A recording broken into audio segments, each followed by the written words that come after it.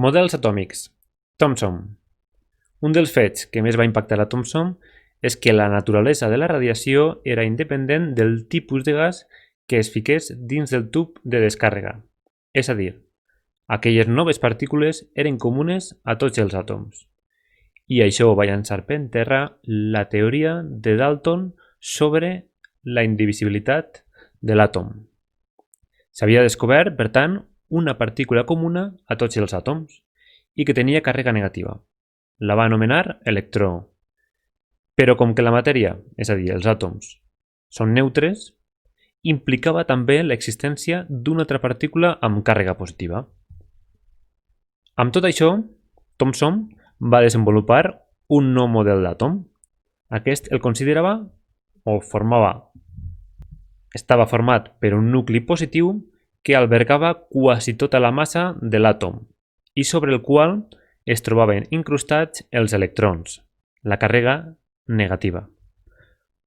Aquest model el podem assimilar a un panellet de pinyols, amb la part de color roig seria tota la càrrega positiva repartida sobre l'interior de l'àtom i en la part superficial estarien de color blau els electrons.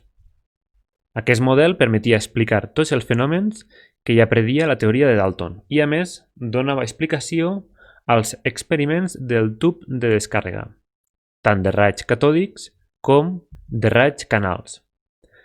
Però, com era d'esperar, tenia els seus dies comptats. El divulgador científic Jordi Pereira ens donará más información sobre el modelo de Thomson.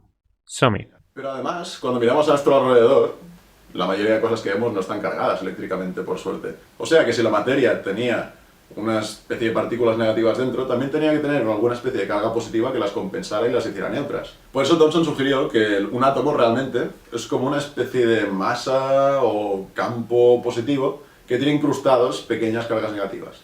Y para él, bueno, pues esto era la materia. Recordemos que es un modelo esto, quiero decir, nadie había observado nunca un átomo en sí. Simplemente Thomson dedujo que había cargas negativas y positivas en el átomo y las representó así. Pero no tenía por qué ser correcto y de hecho...